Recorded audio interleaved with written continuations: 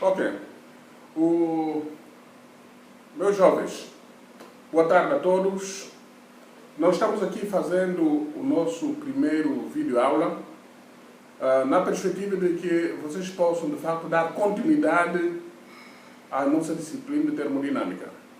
Infelizmente, em função dessa questão de coronavírus, que abalou todo mundo, nós temos tido dificuldade de podermos estar com vocês em sala de aula, e automaticamente eu vou começar a fazer hoje esses videoaulas e vou disponibilizá-los no YouTube. Por que fazer isso? É para garantir que vocês possam dar continuidade aos vossos estudos. Nós já tínhamos visto, desde o início do semestre, foram 3 semanas de aula, vimos toda uma concepção da termodinâmica, definimos o que é a termodinâmica, baseado no princípio da conservação de energia, citamos uma série de exemplos, definimos alguns conceitos de energia, entre eles energia potencial, energia cinética, energia mecânica, energia interna, entalpia, trabalho, calor, e vamos vendo outras formas de energia ao longo do tempo. Vimos também a definição da lei zero da termodinâmica, a definição da primeira lei da termodinâmica, que é a lei da conservação, e, consequentemente, nós iniciamos alguns estudos dos processos, processos termodinâmicos, processos que dependem, ou funções que dependem do processo e funções do Estado. Vimos sistemas abertos, sistemas fechados, vimos fronteira, vimos vizinhança. Então, nós já temos uma série de gama de informações que deverá vos garantir que vocês possam dar continuidade ao nosso estudo. Como eu já tinha dito para vocês, a termodinâmica é uma das ciências mais importantes para o engenheiro químico. O engenheiro químico utiliza em todos os processos industriais, utiliza a energia como um dos principais elementos, um dos principais insumos, uma das principais utilidades no sentido de desenvolvimento do processo. Então, para que nós tenhamos entendimento maior dos processos, nós temos que levar em consideração de que nos processos de engenharia química nós temos necessariamente as mudanças de fase. Então, normalmente o engenheiro químico não trabalha somente com ou a fase líquida, ou com fase vapor, ou com fase gasosa, ou com fase sólida, mas você trabalha com constantes mudanças de fase nos seus processos industriais. Por isso, meus jovens, nós vamos começar a falar ou fazer uma abordagem sobre mudança de fase. Então, nós temos esse slide onde falamos da mudança de fase. A mudança de fase, necessariamente, ele é acompanhado pela adição de energia ou retirada de energia. Então, o exemplo clássico é um processo de separação por destilação. No processo de separação por destilação, nós realizamos na coluna de destilação todo um processo de fracionamento que deve resultar na formação de uma corrente de vapor que chega no topo da coluna. Essa corrente de vapor que chega no topo da coluna, ele deve ser recuperado na forma líquida. Para isso, você coloca um condensador no topo que tem a função de retirar a energia e garantir que aconteça, então, a mudança de fase. Garante que você, deixe de ter uma fase vapor no topo, passa a ter, efetivamente, uma fase líquida no topo. Na base da coluna de destilação, quando você alimenta e enche o seu tanque, você adiciona energia térmica. Essa energia térmica deve garantir o aquecimento do líquido e, consequentemente, até o alcance da temperatura de saturação, quando acontece, então, a mudança de fase propriamente dita. Então, nós vamos ver, efetivamente, os 3 estados da matéria. Temos o estado sólido, estado líquido e estado vapor. Esses 3 estados te possibilitam que você saia do estado sólido para o estado líquido e estado gasoso nesse sentido, com adição progressiva da energia. Okay? Ou você pode sair do estado vapor para o estado sólido, passando pelo estado líquido, com retirada de energia.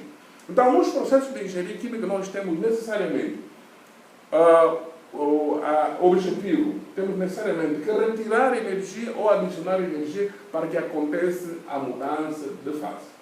Essa retirada de energia ou adição de energia, ele vai acompanhar por fenômenos. Tá? Nós temos, por exemplo, o fenômeno de fusão, que vai ser caracterizado pela mudança do estado sólido para o estado líquido.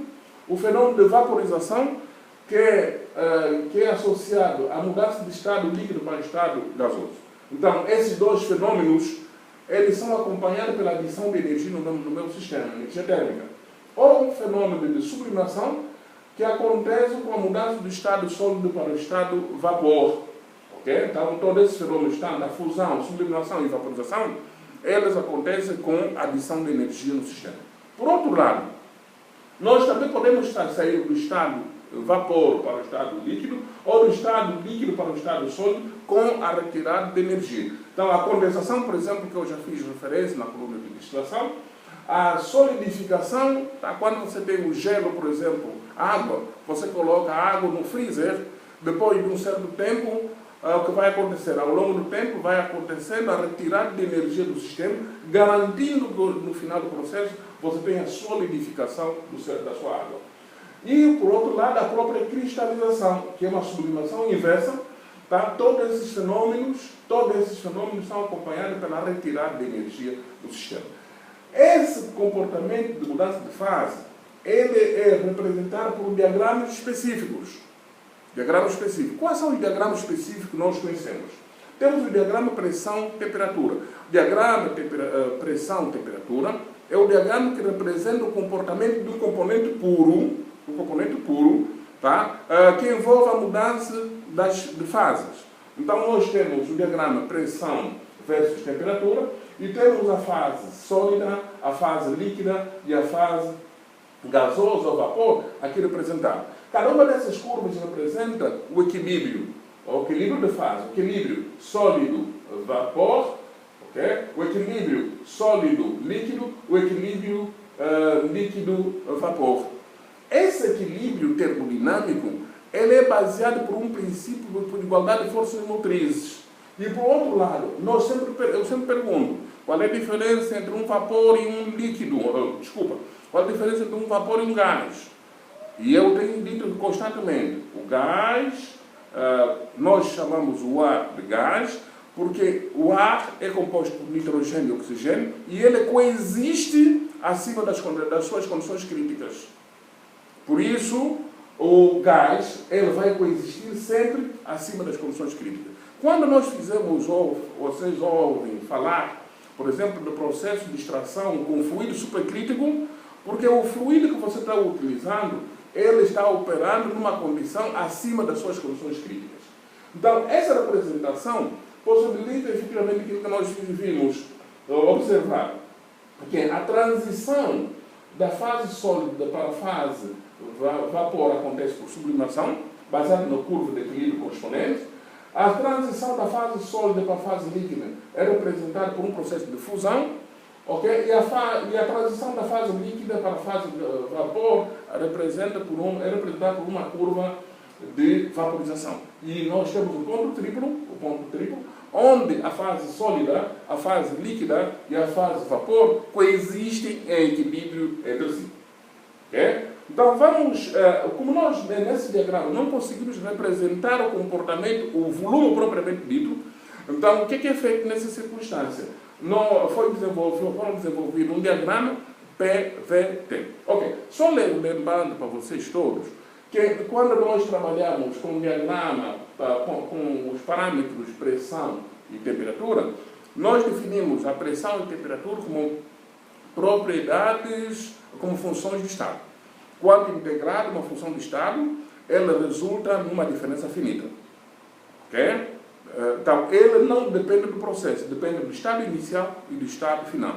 E pressão e temperatura são parâmetros mensuráveis. Quando nós trabalhamos na indústria de processos químicos, necessariamente esses parâmetros são mensuráveis. Você tem um painel de controle onde você encontra as medidas de temperatura, pressão, volume, vazão. Esses parâmetros todos são mensuráveis, são os parâmetros que qualificam necessariamente o seu processo.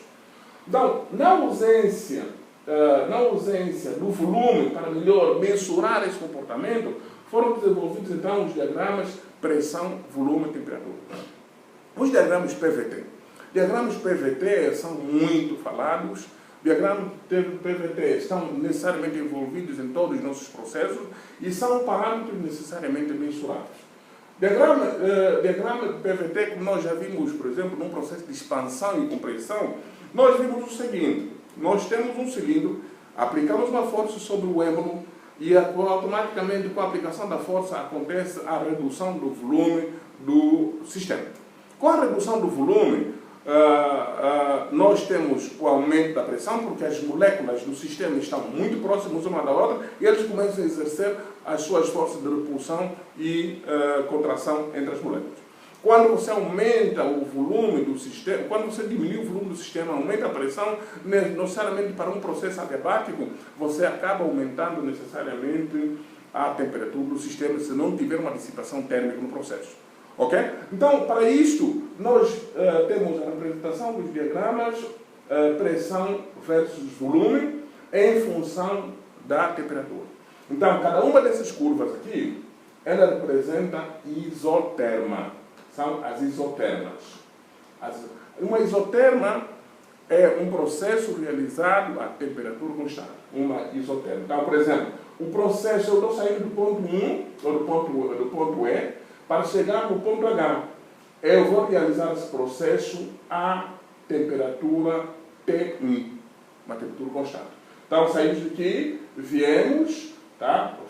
Seguimos toda essa trajetória. Todo esse processo que envolve a saída da fase líquida, passar por um processo de vaporização, mudança de fase, e depois por um processo de expansão, tá? Ele acontece a temperatura constante. E a outra particularidade, que cada vez que você for se afastando dos eixos coordenados, ok? Automaticamente você vai aumentando a temperatura do seu sistema. Ok? Nós temos temperatura T1, é menor do que a temperatura T2, que é menor do que a temperatura T3, e, consequentemente, temos a última curva, a última isoterma, que é a isoterma crítica, porque ele exatamente passa pelo ponto crítico. Esse diagrama PVT, ele é representado por essa região de duas fases, que é dividida. Essa curva representa exatamente a curva de líquido saturado, onde temos o surgimento da primeira bolinha de vapor, e temos a curva de vapor saturado, onde nós temos a última gotícula de líquido. Então, essa região é uma região caracterizada pela mudança de fase. Ok? Então, se nós temos, por exemplo, um processo de expansão, o que é um processo de expansão isotérmico?